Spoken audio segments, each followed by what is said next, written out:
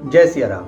आप एवं आपका प्यारा परिवार स्वस्थ, सुरक्षित, सुखी एवं समृद्ध रहे, यही माँ भगवती से मेरी प्रार्थना है।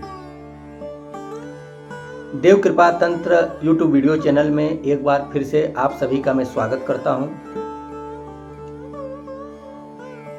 आज का वीडियो आप सभी के लिए बहुत ही महत्वपूर्ण होने वाला है।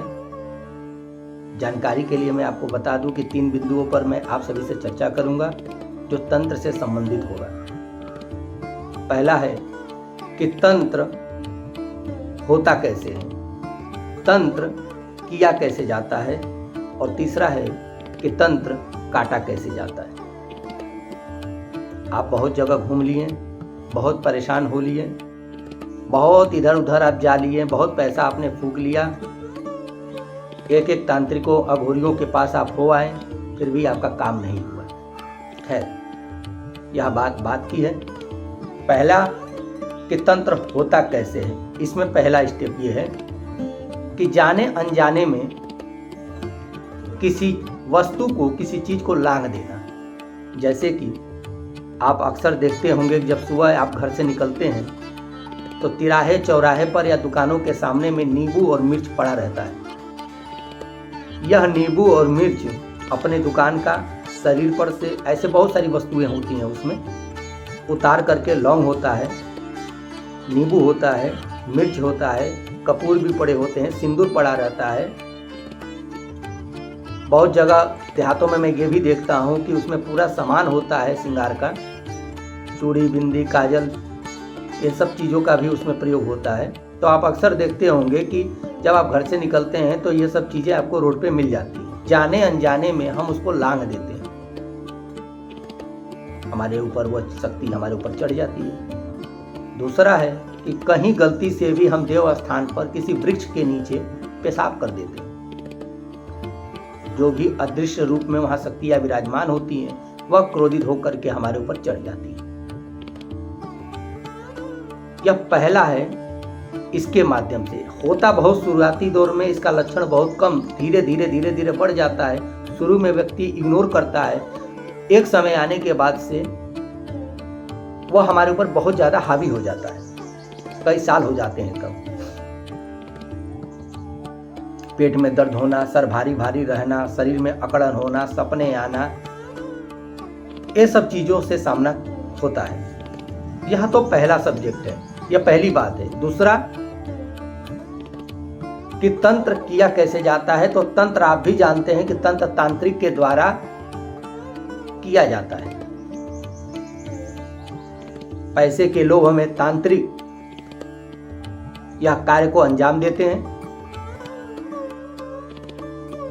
आपके घर के प्रेत, आपके घर के पितृ, आपके घर के देवी देवता, उसके घर के पितृ, उसके घर के देवी देवता, उसके घर के प्रेत, सबको मिला करके साट करके पोटली बना के आपके घर पे भेज दिया जाता है। आपका पूरा घर परेशान हो जाता है, मटिया मेल हो जाता है, सब कुछ बिक जाता है, बरकत बंद हो जाती है, तरक्की रुक जाती है, और यही सब होने लगता है। उसके बाद से इंसान परेशान हो जाता है।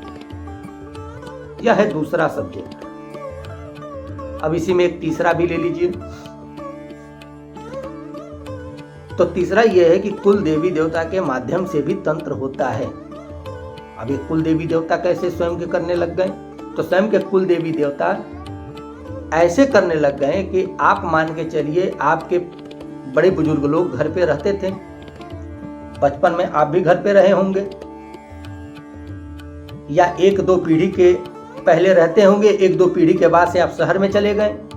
शहर में आपने फ्लैट ले लिया, वहां आपने ठाकुर जी को घर में, अपना हनुमान जी को, दुर्गा जी को विराजमान करके पूजने लगे।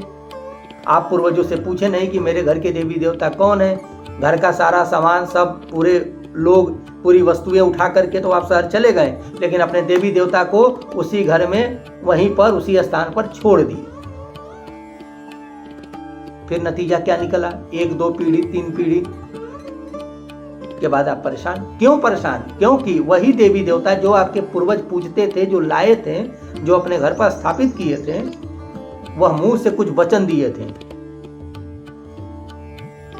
एक वचन वो भी होता है कि जब आप शादी के बंधन में पड़ते हैं तो 7 फेरा लेते हैं, तो वह टूटता है, उसमें कुछ अभी तो महसूस नहीं होता है, जब होता है तब। लेकिन यह वचन जो है, जो दे करके लाते हैं या टूटता है तो इसका अंजाम बहुत भारी होता है और इसी समय देखने को मिलता है, क्योंकि देवी देवता से वह पूर्वज आपके वचन दे करके आए हैं कि हम आपको साल भर में, 2 साल में, 3 साल में आपके अनुसार हम आपको भोग, प्रसाद, वस्त्र इत्यादि हम आपको भेंट देंगे और आप हमारे घर का, कुल का, प्रांगण की रक्षा करिएगा। बस यही है, यही बस बात है।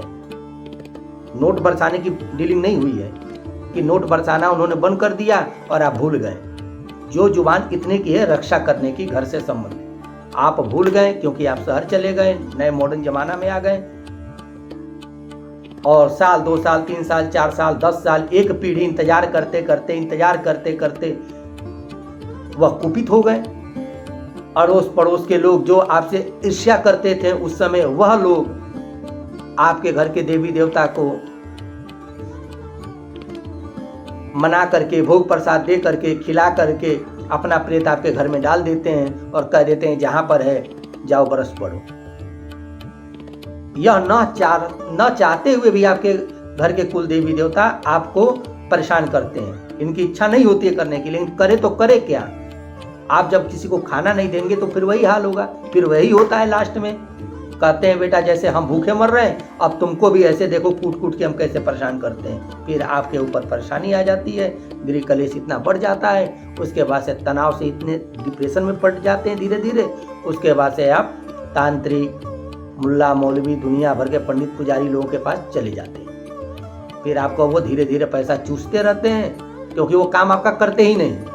मैं जानता हूं नहीं करते हैं, क्योंकि मैं रुक करके, देख करके अपना अनुभव कह रहा हूं। मानिए चाहे मत मानिए, मैं आपको मनाने के लिए हनुमान जी की तरह सीना फाड़ के नहीं दिखाऊंगा, अपना अनुभव कह रहा हूं। मैं किसी, पहले ही बोल चुका हूं कि मैं किसी वेद पुराण से संबंधित बातें नहीं कर रहा हूं आपसे। तो इन सब माध्यमों से, 3 तरीकों से तंत्र होता है। तंत्र से लोग परेशान होते हैं और कोई दूसरा कोई रास्ता नहीं है। प्यार मोहब्बत में लोग खिला पिला भी देते हैं, उसमें भी तंत्र किया जाता है। ईर्ष्या के कारण हम मिठाई लाए, सफेद मिठाई में कुछ भर दिए, ला करके तांत्रिक से पढ़वा दिए, करवा दिए, आपको मुंह में घुसेड़ दिए, आपके अंदर गया, पिंड में बैठ गया, फिर जय सिया राम। अगली वीडियो में भी मैं ये बताऊंगा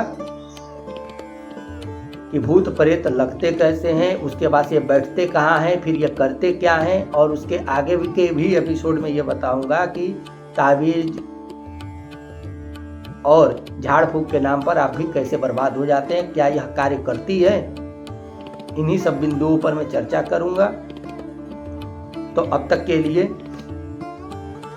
धन्यवाद आपको मुझे सुनने के लिए। अब मुझे इजाजत दीजिए, अगली वीडियो का इंतजार करिए। और जो बातें मैंने बताई आपके अगर इसमें घुस गई हो तो इसको उतार करके संचेत हो जाइए। जय सिया राम।